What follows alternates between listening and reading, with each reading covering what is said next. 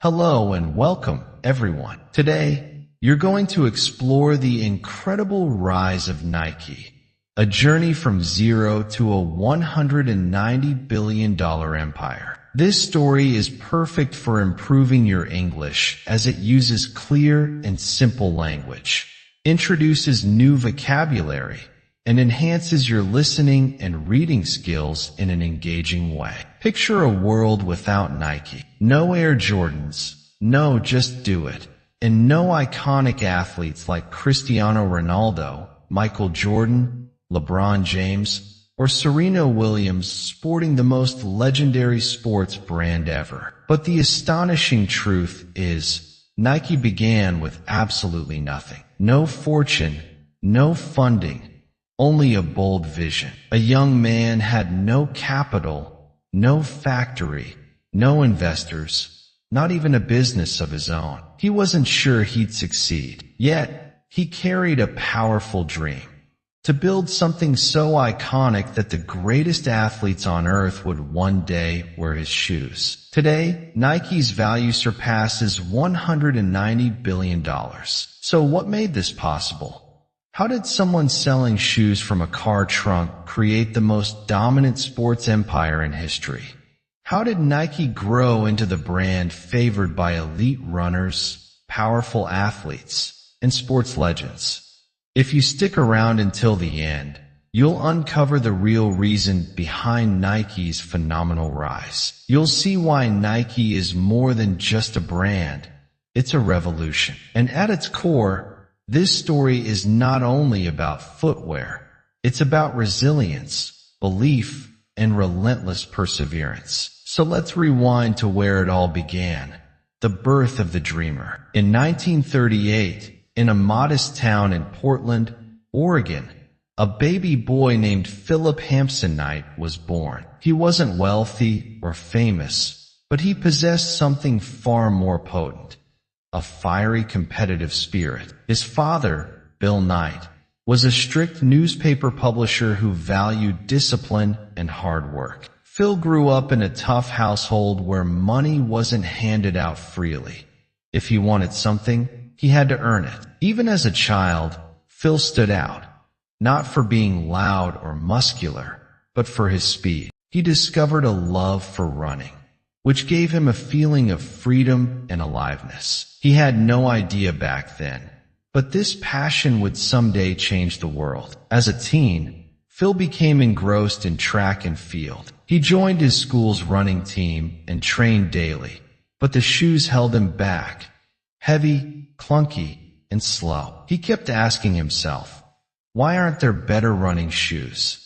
That question stayed with him for years. After finishing high school, Phil enrolled at the University of Oregon, where he wasn't just another student. He became a standout athlete. That's when fate introduced him to the man who would alter his life, Coach Bill Bowerman. Bowerman was more than a coach. He was a legend whose mission was to make his athletes the fastest. He believed better shoes made faster runners, and he obsessively experimented with designs. Phil wasn't the top runner, but he had grit and determination, which caught Bowerman's eye. Soon, Phil began testing Bowerman's innovative shoe designs. A thought sparked in Phil's mind. What if we made the best running shoes in the world? That idea lingered but remained untouched for a while. After graduating in 1959, Phil found himself aimless. Armed with a business degree but no job or clear future, his father pushed him toward a newspaper job. But Phil wasn't meant for an average life. So, he made an unexpected choice. He traveled the world. From Hawaii to Japan, India, and Greece, he explored widely. But it was Japan that changed everything. At that time, Japan was gaining traction in the shoe market through a company named Onitsuka Tiger, known for its lightweight, high-quality footwear. Phil was fascinated. What if he could bring these shoes to the U? Though he had no company or money, he had a wild idea. He scheduled a fake business meeting with Onitsuka Tiger, pretending to represent a made-up firm called Blue Ribbon Sports. To his surprise, Onitsuka agreed to let him sell their shoes in America with just $50. Phil placed his first order and began selling shoes straight from his car at track events. No office, no shop, only passion and determination. Every day, Phil packed his car and drove from one track meet to the next, presenting the shoes directly to athletes and coaches. He had no ads or flashy pitches, just a belief in his product. And once runners tried the shoes, they felt the difference. Word traveled quickly, and soon Onitsuka's shoes were outselling major American brands. Blue Ribbon Sports began to thrive. However, the real challenge was financial.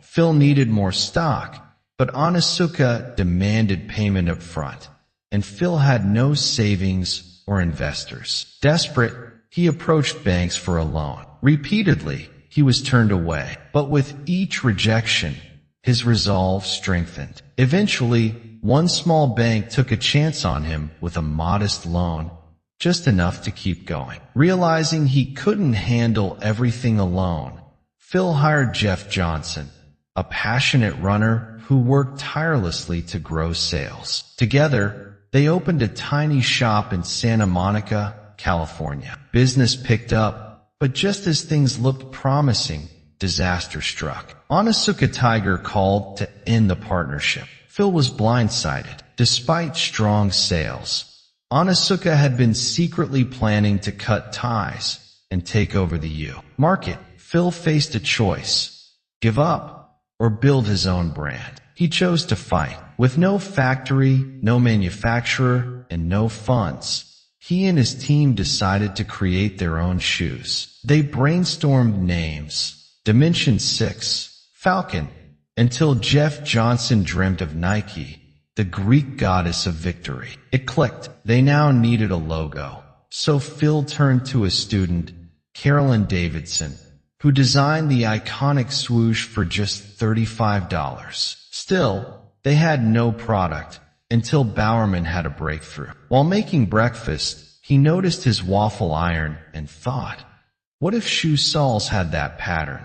He poured rubber into the waffle iron, creating the first Nike sole. Thus, the Nike Waffle Trainer was born, a lighter, faster shoe with superior grip. Nike was ready for battle. Yet, funds were still a problem. Phil had to once again beg banks for loans. Most laughed him off. Why back a tiny shoe company competing with Adidas and Puma? But finally, one bank agreed. Though with high interest and personal risk, Phil accepted. He had no choice. Then, Onitsuka sued Nike, claiming they had stolen their designs. The lawsuit threatened everything, but court documents revealed Onitsuka's betrayal plans, and Nike won. With the legal drama behind them, Nike had to evolve from a company into a brand. They couldn't afford big ads, so they gave shoes directly to athletes, who began wearing them in competitions. Momentum built. Bowerman then created the Nike Cortez, a game-changing shoe with unmatched cushioning. During the 1972 Olympics, Nike shoes were everywhere, gaining worldwide attention. But Nike still needed a major breakthrough, and in 1984, it came. They signed a rookie named Michael Jordan. While Adidas and Converse ignored him, Nike saw greatness. Though Jordan preferred Adidas, his mother convinced him to hear Nike out. Nike offered him a huge deal and custom shoes, the Air Jordans. When the NBA banned them,